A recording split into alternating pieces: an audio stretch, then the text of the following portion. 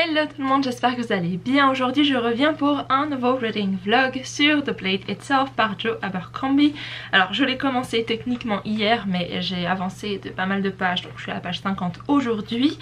On est quel jour? Le 4 mars, jeudi je crois. Eh bien que vous dire, autre le fait que j'ai lu 50 pages, j'ai déjà acheté la suite. Je sais pas pourquoi, mais c'est un univers auquel je pense vraiment adhérer.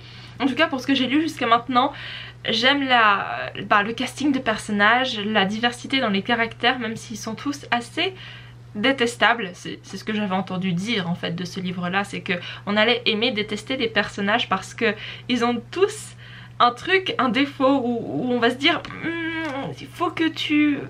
Voilà, c'est un meilleur personnage, mais en fait non, c'est ça qui est génial, c'est qu'on a Glodka qui est un inquisiteur qui a également dans son passé été un prisonnier de guerre et qui du coup a le visage pas mal déformé, lui manque des dents, il boite, et quand il a été libéré justement il est devenu inquisiteur pour bizarrement faire souffrir les gens de la même manière que lui a souffert. Je pense qu'il y a toute une psychologie derrière. On a également Logan qui est alors un peu perdu pour être honnête, je sais pas où va aller sa piste narrative, mais ça a l'air d'être un personnage un peu plus vertueux. Je m'avance peut-être, mais en tout cas je l'aime bien également. Et comment il s'appelle déjà, Gelaz, qui est pour le coup un de mes chouchous, en tout cas pour ses 50 premières pages, hein. C'est un update hyper prémature hein, sûrement. Donc Gelaz qui me fait trop rire parce qu'il est hyper arrogant et le pire c'est que c'est une arrogance un peu mal placée peut-être, je ne sais pas, mais j'aime beaucoup ces réflexions que nous on peut lire. D'ailleurs c'est aussi le cas pour Glodka qui a beaucoup d'ironie dans ses propos intérieurs et j'adore lire ça.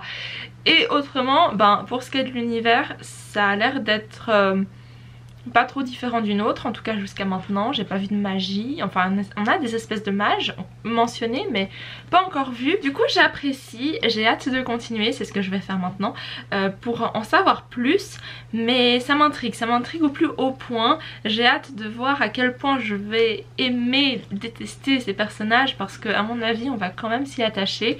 Et juste j'ai envie de voir où va le plot hein. Il y a une espèce de complot politique qui est en train de se passer déjà et la ligne narrative de Logan est un peu éloignée, je sais pas où il va aller mais je pense que ça va donner un sacré trio de personnages. Peut-être qu'il y en a d'autres mais pour le moment j'en ai vu 3 et on verra bien où ça nous mène, mais en tout cas bonne découverte jusqu'à maintenant. Hello tout le monde, donc aujourd'hui on est le lundi 8 mars. Mon Dieu, j'ai vraiment un problème avec les dates et j'ai du coup dépassé la moitié de The Blade Itself.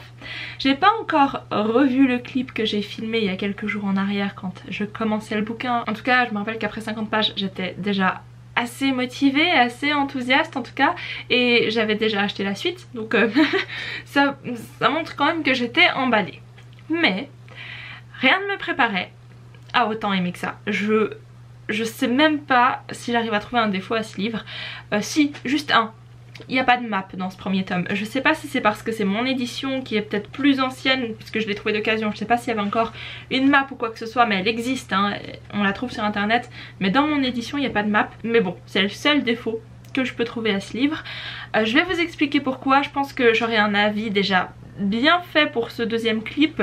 Le prochain, quand je vous parlerai de la fin, à mon avis ce sera juste pour vous dire ce que j'en ai pensé, surtout au niveau du plot. Mais là, si je vous parle déjà de l'univers et des personnages et de la plume, je pense que j'ai déjà pas mal de choses à dire. Alors l'univers, j'ai pas envie de vous en parler trop non plus, ni des personnages d'ailleurs, je vais rester hyper brève parce que pour ma part, un des facteurs qui fait que j'aime autant c'est que je le découvre vraiment. J'ai entendu des choses sur The Blade Itself, sur la saga ou sur la trilogie plutôt, mais je m'attendais vraiment pas à ça. C'est une vraie surprise parce que pour le coup c'est beaucoup moins dark et gritty et comment dire, oui c'est du grim dark fantasy, donc c'est censé être assez cruel comme univers. Alors ça l'est hein, c'est pas un souci, mais c'est tout fait en subtilité, c'est pas de la violence explicite ou très graphique. On est sur de la violence certes, mais beaucoup plus psychologique je trouve que physique. Il y en a un petit peu mais ça joue vraiment sur la psychologie des personnages, parce que les personnages c'est quand même le centre du récit, c'est vraiment sur eux qu'on se concentre et on suit plusieurs points de vue. Je vous en reparlerai après avec les personnages, mais sachez juste que pour l'univers il est super complet, vraiment intéressant, hyper... comment dire, je suis captivée par cet univers. En fait il y a déjà plein d'inspirations. Il y a une inspiration un peu médiévale, parfois plus renaissance, parce qu'on est sur différentes villes, sur différents continents également si on veut, et donc on a ce côté médiéval, renaissance, on a un côté nordique, presque viking, on a aussi un côté avec inspiration orientale je pense, avec des déserts, enfin c'est hyper complet. J'aime beaucoup aussi le fait qu'il y ait différentes guildes, il y a aussi des mages, il y a des créatures, enfin je vous dis c'est hyper complet, il y a vraiment tous les éléments qui font en tout cas le mix de fantasy que moi j'aime, et j'adore découvrir ça, parce que même si on reste quand même en surface je pense pour ce premier tome et qu'on va en apprendre beaucoup plus par la suite, là il y a déjà tous les éléments qui sont disposés et sur lesquels on va revenir, mais ils sont là et on a envie d'en savoir plus. Comme je vous l'ai dit, il y a aussi beaucoup de complots politiques, beaucoup de manigances comme ça, mais j'aime beaucoup ce twist avec l'inquisiteur qui change un petit peu de ce qu'on a pu voir jusqu'à maintenant, qui nous fait aller du côté du mauvais si on veut, même si les héros sont pas mauvais ou bons, ils sont les deux en même temps et on a envie de les défendre comme on a envie de leur taper sur les doigts, parce qu'ils sont quand même assez méchants parfois, et du coup il y a cet inquisiteur qui en plus me fait penser à tous ces procès de sorcellerie où on poussait vraiment les gens à avouer ce qu'on voulait entendre, et c'est terrible de suivre un point de vue comme ça, parce que ça complexifie tellement notre position de lecteur, parce qu'on a envie de le soutenir, surtout que c'est un personnage assez torturé, assez...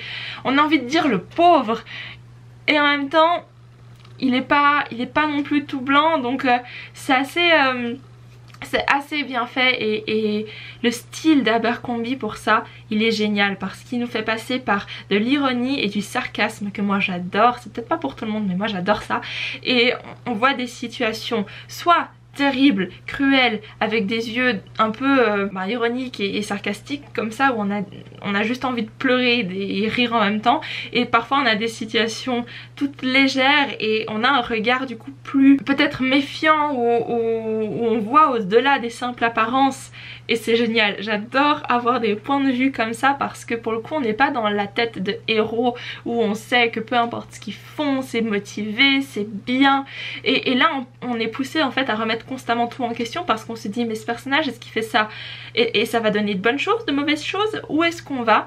Et comme on suit plusieurs points de vue, alors je vous ai déjà parlé de l'inquisiteur, je vais parler des autres personnages très vaguement.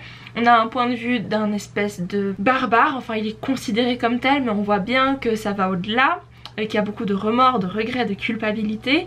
On suit également un point de vue d'un homme, mais un jeune homme plutôt frivole, qui a eu tout dès sa naissance, vraiment gâté dans les meilleurs cercles, et qui du coup a un point de vue mais oh là là, tellement arrogant, mais en même temps on peut pas lui en vouloir parce qu'on sait qu'il se rend pas compte de comment est le monde à l'extérieur, et c'est ça, c'est cette ambivalence où on a des caractères, des personnages définis plutôt, sur lesquels on aurait tous les préjugés possibles, et en fait en étant dans leur tête, en voyant à travers leurs yeux, on se rend compte que on peut pas déjà juger par les apparences, et que c'est beaucoup plus complexe que ça, et j'adore, surtout quand il y a des clashs de caractères, enfin c'est juste génial, et j'adore cette diversité de façon de penser et de voir les choses, ouais, ça change en fait juste du héros, comme je vous l'ai dit, où on sait que peu importe le chemin qu'il prendra, ça sera le bon, bref, hein, c'est un peu un cliché, mais la plupart des récits c'est un petit peu ça. Il y a aussi le point de vue d'une femme, je pensais pas qu'il allait en avoir un parce que c'était parti sur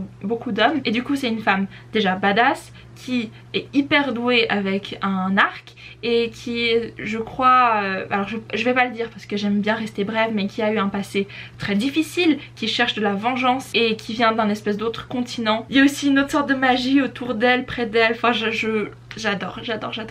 La plume elle est hyper fluide, vraiment pas prise de tête, et ça c'est assez surprenant vu la complexité du monde quand même. On a des guerres, on a de l'histoire qui nous est racontée, donc l'histoire avec un grand H de ce qui s'est passé les années voire les siècles précédents.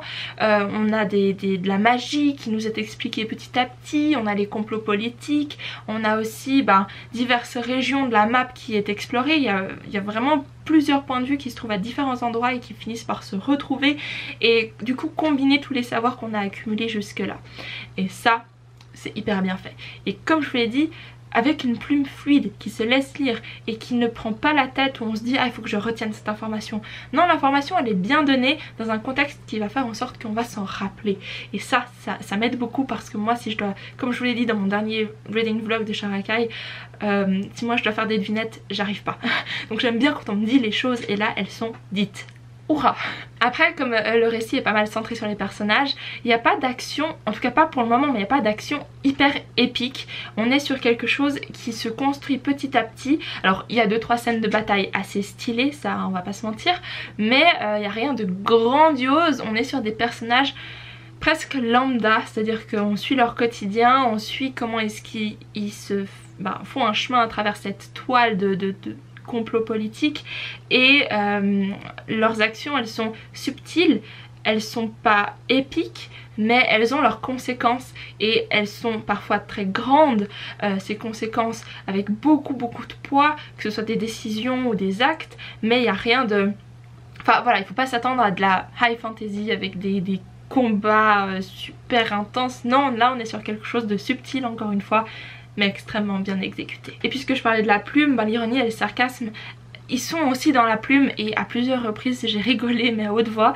Et en fait on est quand même donc pas mal dans l'introspection des personnages, on a leurs pensées qui nous sont écrites, et les pensées d'un certain personnage, mais je rigole et je pleure quoi, parce que soit c'est des pensées horribles, genre typiquement juger une personne, que ce soit son intelligence, son apparence, bref vraiment méchant, hein. Et des fois c'est juste drôle parce que c'est soit des choses que le personnage a entendues 1000 fois, ou alors des réflexions qu'il se fait sur lui-même comme nous on le ferait, genre ah mais t'es trop bête, et des trucs comme ça aussi.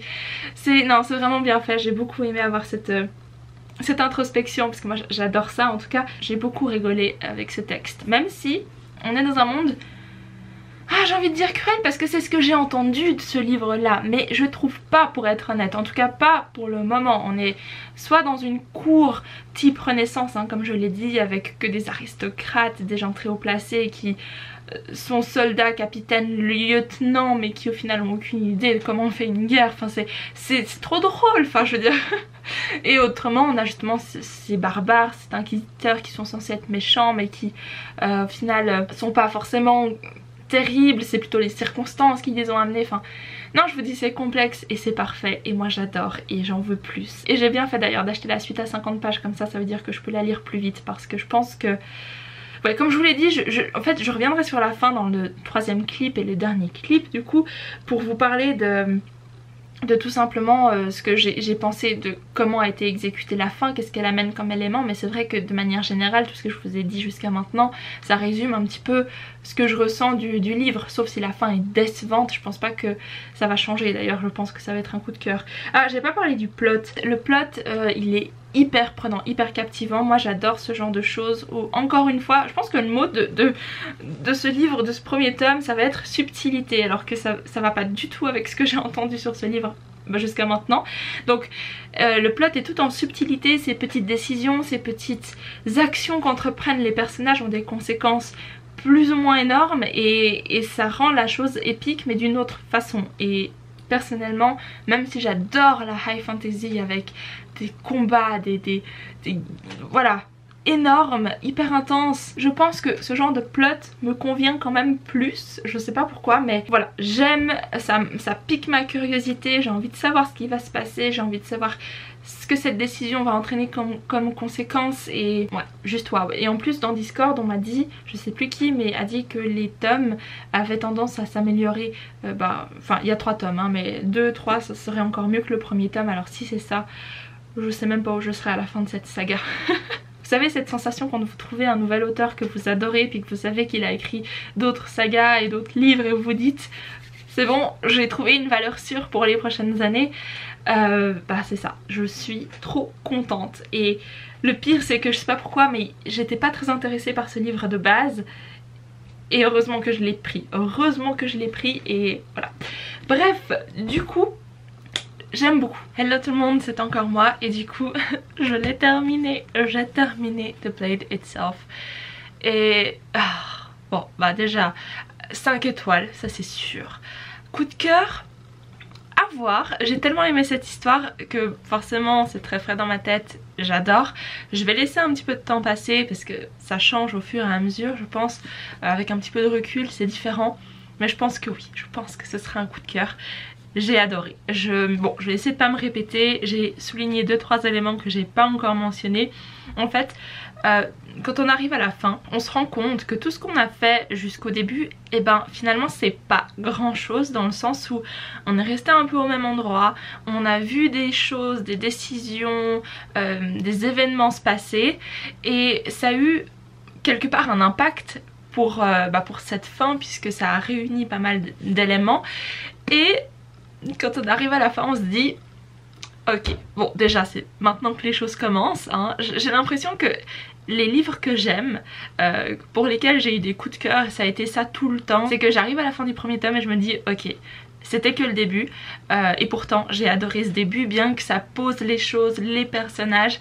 À la fin du bouquin on se dit les enjeux sont juste gigantesques et ça pendant tout le roman on s'en est pas rendu compte parce qu'on était tellement dans l'action, on voyait les choses commencer à se former mais à aucun moment on avait vraiment une idée de l'ampleur des choses jusqu'à ce qu'on arrive, je pense au dernier tiers où on se dit oh là là non mais ça va pas aller du tout, les petites choses géniales qui se sont passées. Et ben c'est vraiment que le début et j'adore quand les bouquins font ça parce que ça prend par surprise déjà et ça donne envie de lire la suite. Et du coup qu'est-ce qui participe vraiment à cette construction d'enjeux énormes qui vont suivre du coup pour les prochains tomes? Et bien tout d'abord je dirais qu'il y a l'étoffement de cette magie. On découvre que la magie principale a plein de sous-sections plus ou moins sombres. On en apprend plus sur son origine. On a une espèce de, pas religion mais une espèce d'ordre secret issu d'un gros événement qui s'est passé dans le passé, quelque chose comme ça et on a juste envie d'en savoir plus. On se rend bien compte que c'est complexe mais comme tout n'est pas encore expliqué et qu'on a un aperçu déjà de la puissance de cette magie, on se dit que ça va être assez intéressant de voir et d'en apprendre plus sur cette magie, de voir comment elle va évoluer, comment elle va nous être décrite et qu'est-ce qu'elle va faire au final et j'ai trouvé ça très intéressant. En plus de ça, il y a plus d'infos ou en tout cas un aperçu des prochaines cultures qu'on va découvrir, des prochains pays, des prochains peuples, des prochains ordres. Ça je suis trop fan parce que pour atteindre mon petit cœur, construisez-moi un univers avec des cultures différentes, des façons de penser différentes et je suis preneuse.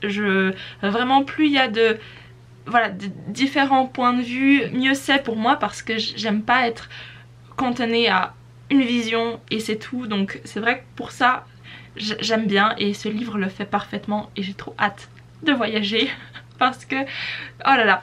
Et puis bon, le truc politique devient plus compliqué, forcément, pas étonnant mais oh, ça va être lourd, ça va être lourd. Et en parlant des points de vue et justement des personnages, il y a eu un moment où j'étais choquée parce que un des seuls personnages qui selon moi se sauvait du lot, qui était le gentil si on veut, à un moment il fait un truc, j'étais choquée et le pire c'est que c'est pas justifié mais on voit son cheminement, on voit le avant et le après et du coup tu te dis ah non c'était horrible. Mais comme on a eu tout ce background de gentil, on a de la peine à le condamner pour ça et être dans cette position c'est... Non, enfin, oh là là, non mais c'était juste bien fait, j'ai pas vlogué sur le moment mais ma tête ça aurait été... Je lisais le truc, j'étais là, non mais j'y crois pas quoi, c'était tellement étonnant, venu de nulle part. Et du coup ça fait preuve justement de ces émotions fortes qui surviennent et sur lesquelles on n'a aucun contrôle et j'ai beaucoup aimé voir comment est-ce que ça a été amené. Qu'est-ce que j'ai encore noté? Eh bien je crois que c'est tout. Je crois que c'est tout. Hormis le fait que voilà, je trouve que c'est extrêmement bien exécuté, que les informations sont données au compte-gouttes, on n'a pas tout, on a envie d'en savoir plus, mais on a quand même assez d'éléments pour comprendre comment ça fonctionne, ça c'est très important, ça fait la différence entre ne pas donner d'infos et laisser les lecteurs dans le noir complet, et en fait donner des éléments qui vont permettre au lecteur de esquisser un peu une toile de comment est-ce que ça fonctionne et la compléter au fur et à mesure, et c'est vraiment bien fait. Vous l'aurez compris, j'ai adoré. J'ai pas la suite sous la main. Si je l'avais, je pense que peut-être que je la commencerai déjà, mais je vais lire 2-3 petites choses en même temps en attendant que le tome 2 et 3 arrivent, mais je pense que quand ils seront là, je vais les lire tout de suite. Je pense que ça va plaire quand même à pas mal de monde. J'aurais tendance à dire que ceux qui n'aiment pas trop les histoires centrées sur les personnages seraient pas hyper emballés. Mais en même temps, il y a tellement de gens qui aiment The Blade Itself, une série très populaire, que je me dis qu'au final, tout le monde y trouve son compte parce qu'il y a quand même pas mal d'action. Encore une fois, je trouve que c'est un très bon équilibre entre action et développement de personnages. Hormis une scène, et là... j'avoue que j'en avais marre. C'était hier soir, j'étais dans mon lit, j'avais envie de finir le livre et on a un chapitre de 25 pages qui n'est que de la bataille, que de un duel, enfin un espèce de... non pas un duel mais voilà, un combat qui dure pendant 25 pages et où je me dis non mais c'est quand que ça va se terminer, parce que c'était juste trop. Il y avait trop d'éléments qui ressurgissaient, qui venaient, qui... oh c'était interminable. Donc voilà, c'est tout simple, j'ai beaucoup aimé, je vous recommande d'essayer si ça vous tente, même si vous avez entendu plein de choses sur ce livre, comme quoi c'est très sombre, je trouve pas tant que ça, je l'ai déjà dit, mais tout ce que j'attendais de ce livre, ben par rapport à ce que j'avais entendu, ben, c'était pas forcément ça. Donc est-ce que c'est une mauvaise communication? Est-ce que c'est juste parce que c'est du grimdark? Je sais pas, on l'appelle Joe Abercrombie Lord Grimdark, et moi je pensais vraiment que ça allait être un truc très cruel, sombre, mais non, pas... alors oui ça l'est quand même, hein, mais pas autant que je l'aurais pensé. Alors est-ce que c'est moi qui ai exagéré le truc? C'est moins pire que Game of Thrones, donc voilà, si ça peut vous aider. Donc c'est tout pour cette vidéo, je vais pas m'attarder plus longtemps parce qu'elle est déjà assez longue. Et du coup, allez me suivre sur Instagram pour savoir quelle sera ma prochaine lecture, parce que moi-même je ne le sais pas encore. Abonnez-vous à la chaîne pour plus de contenu, et si vous le souhaitez, vous pouvez aller me soutenir sur Patreon, parce que ça c'était une lecture pour le Patreon. Alors pour le moment je suis la seule à l'avoir terminée, mais je sais qu'il y a des gens qui l'ont commencé, alors j'attends avec impatience vos retours, que ce soit sur le Discord ou Instagram. Et sur ce, eh bien je vous fais plein de bisous et je vous dis à très bientôt dans une nouvelle vidéo. Bye!